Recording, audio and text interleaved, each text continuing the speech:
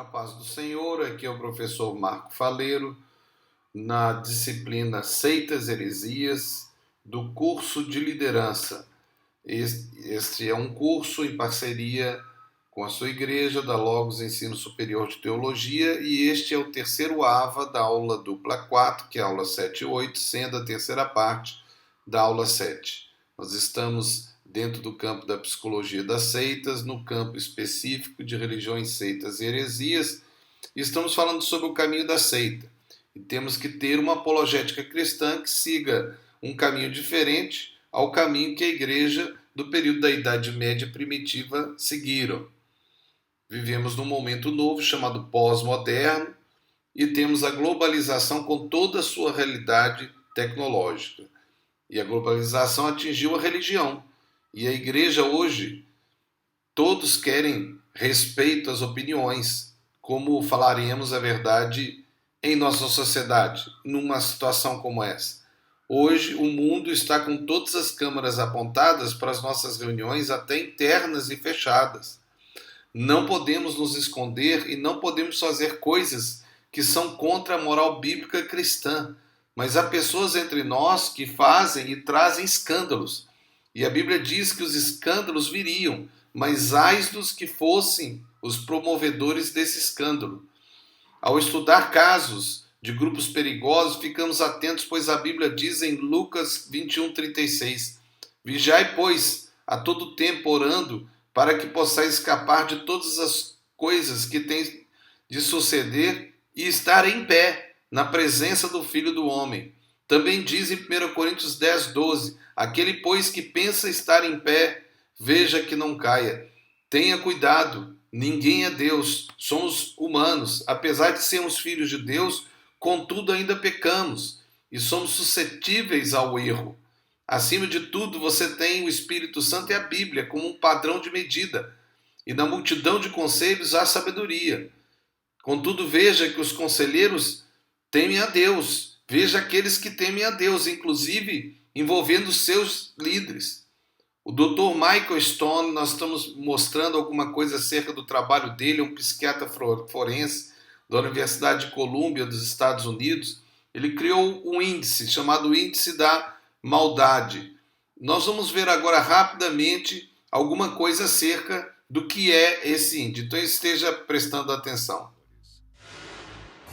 Membros de seitas. Eu estava lá no lugar onde eles foram mortos. Seguidores. Alguns são levados a matar. Eu não me considerava um líder. Eu era mais um seguidor. E outros testemunham o pior do ser humano. Naquele dia, Jonestown era pura agonia. Todos sofrem as consequências da obediência cega. Quando você não consegue pensar fora do esquema, é escravidão. Existe uma escala para avaliar os recantos mais sombrios da mente humana. Dos assassinatos por impulso à violência alimentada pela loucura. Atos calculados de crueldade, tortura e brutalidade. A criminalística agora tem uma ferramenta para medir o índice da maldade. A purificação é a morte das pessoas perversas. O que torna alguém seguidor de uma seita? Será uma fraqueza ou qualquer um de nós está suscetível? Perder a habilidade de pensar por si mesmo pode levar a qualquer coisa. Humilhação, tortura ou até mesmo assassinato. Adolescentes de classe média se unem cegamente a Charles Manson numa série de matanças. Jim Jones leva quase 1000 seguidores a uma floresta utópica que se torna uma sepultura coletiva. Discípulos de um Mormon renegado executam uma família de 5 pessoas em nome de Deus. Será que seguidores devotados são vítimas das circunstâncias, crentes ou assassinos? Quando atos terríveis são cometidos por um grupo, onde fica a responsabilidade individual? Hoje há uma escala com 22 níveis que leva em conta o motivo, o método e a mente do assassino. Quanto mais hediondo o crime e mais racional o criminoso, mais alta é a sua posição na escala. O criador da escala é o psiquiatra forense da Universidade de Colômbia, o Dr. Michael Stone. Minha escala me ajuda a navegar nas águas turvas dos crimes violentos. Mas os assassinatos causados por seitas são um desafio interessante para o Dr. Stone. A escala é projetada para avaliar indivíduos e por isso é um desafio tentar classificar um grupo inteiro. Ao investigar vários exemplos de comportamento dos membros de seitas, veremos a deterioração do eu, a negação da reflexão pessoal, a justificação do mal. O que explicaria a devoção de Ron Luff a um violento líder de seita religiosa.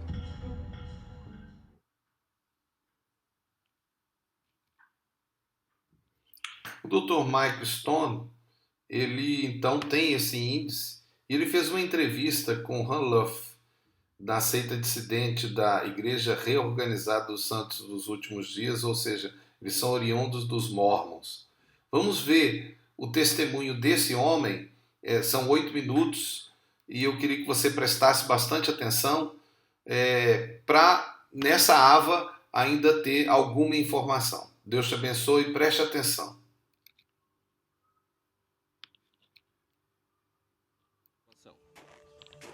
Luff é um mormon de 5ª geração. A religião é o foco de sua criação. Ele chega a pensar em se tornar pastor. Mas percebe que sua religião tem pouco impacto na vida das pessoas e fica cada vez mais desencantado até conhecer Landgren. O status de Luff cresce dentro da seita. Landgren o aconselha em particular. Ele confia em Luff. Acredita em sua lealdade. Resumindo, ele me disse que eu seria o porta-voz. E, com isso, eu seria uma espécie de segundo no comando. Numa seita, a hierarquia desempenha um papel importantíssimo. A ascensão ao poder como braço direito de Landgren foi inebriante.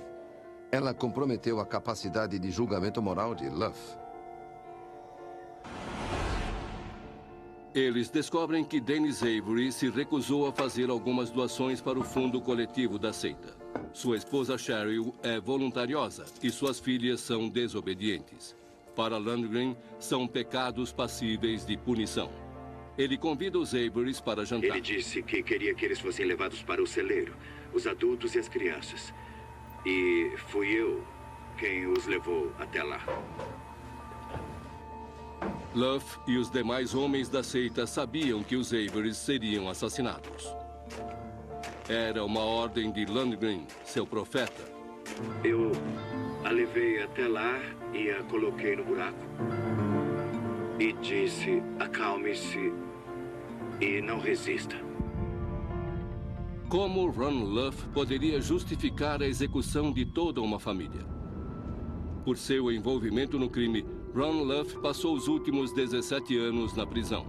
O Dr. Stone vai à zona rural de Ohio para entender melhor a experiência de Ron dentro da seita, para saber como a lavagem cerebral pôde transformá-lo de religioso devotado em cúmplice de assassinato. Quando você não consegue pensar fora do esquema, é escravidão. Ele disse que queria que eles fossem levados para o celeiro, os adultos e as crianças, e fui eu quem os levou até lá. Ron Luff, o seguidor leal de uma seita mormon, leva uma família de 5 pessoas à morte. O Dr. Stone viaja até a zona rural de Ohio para investigar sua mente e descobrir como a lealdade pode levar ao assassinato. Landgren tinha poder sobre o grupo, inclusive sobre você, eu concluo. Como ele exercia esse poder?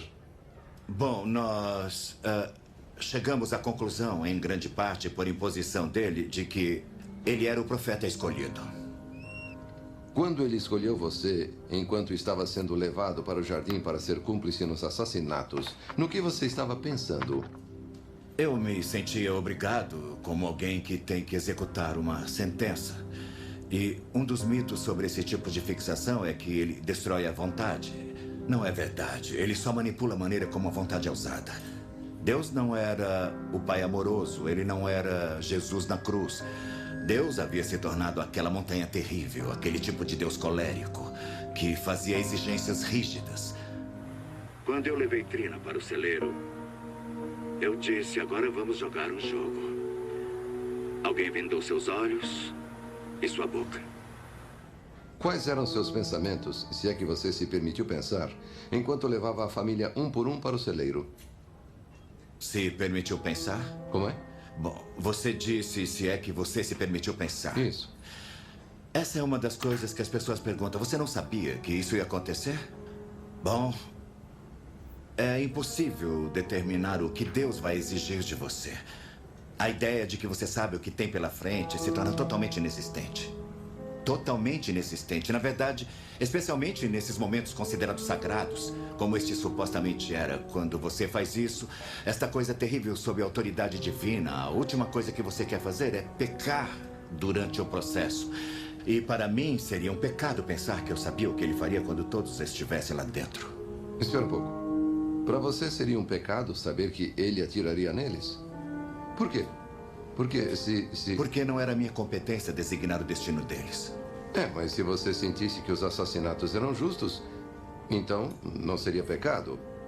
Não, o pecado não consistia no fato deles morrerem ou não. O pecado estaria em minha mente, em saber o que aconteceria. Ele poderia ter dado a eles o perdão e não tê-los matado. Certamente, após o primeiro tiro, você deve ter imaginado que os outros 4 teriam um destino semelhante. Por quê? Bom, porque seriam o mais provável nessa situação. Não, isso é pensar fora do esquema. Mas não muito longe dele. Olha, ele é imenso. Eu me lembro de quando estive em Lucasville, na penitenciária de segurança máxima. Eu estava conversando com um dos guardas. Ele perguntou como era sofrer uma lavagem cerebral. Eu disse que o confinamento era bem maior que na prisão. E é verdade. Quando você não consegue pensar fora do esquema, é escravidão. Você se lembra da primeira vez em que começou a duvidar de Jeff e da validade das suas crenças? Quando eu deixei o grupo, o que para mim foi um pecado imperdoável, não foi porque eu achei que ele estava errado. Eu levei algum tempo para perceber isso. Mas sim, porque eu não podia ir mais longe. Deus havia se tornado muito feio. Quando eu comecei a recuperar a minha consciência, eu passei a ver Dennis Avery. Eu entrava numa loja de departamentos, num posto de gasolina, e alguém que se parecia com Dennis passava por mim. Eu sentia o cheiro do celeiro. Eu me lembrava dos sons, eu me lembrava das cenas. No dia 24 de outubro de 2006, o líder da seita, Jeff Lundgren, foi condenado à morte pelo assassinato de toda uma família. Ron Luff, sua testemunha, cúmplice e companheiro leal, está cumprindo uma pena de 170 anos de prisão. É muito triste dizer que esse tipo de coisa pode acontecer quando pessoas são influenciadas pela força de um charlatão tão talentoso como o Jeff Lundgren. Faz você pensar até que ponto alguém pode acabar sendo influenciado por algo assim. E quem de nós está imune a esse tipo de situação? O Dr. Stone avalia a responsabilidade de Jeff Lundgren e Ron Luff.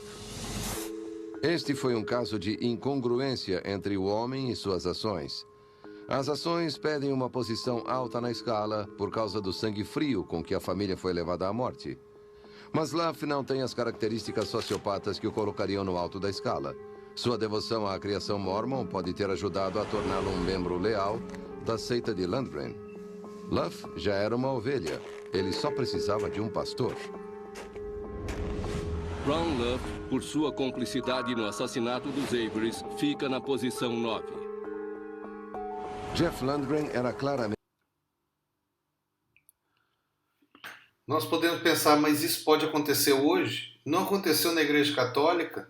Com aqueles assassinatos às mulheres acusadas de bruxas, crianças, que eram consideradas hereges, os judeus? E será que nós podemos também começar a querer reproduzir isso aqui em Angola? Tenhamos então sempre essa perspectiva. Aqui é o professor Marco Faleiro, na disciplina Seitas e Heresias, no curso de liderança. Você está numa parceria da sua igreja com a Logos Ensino Superior de Teologia. Deus te abençoe em nome de Jesus. Amém.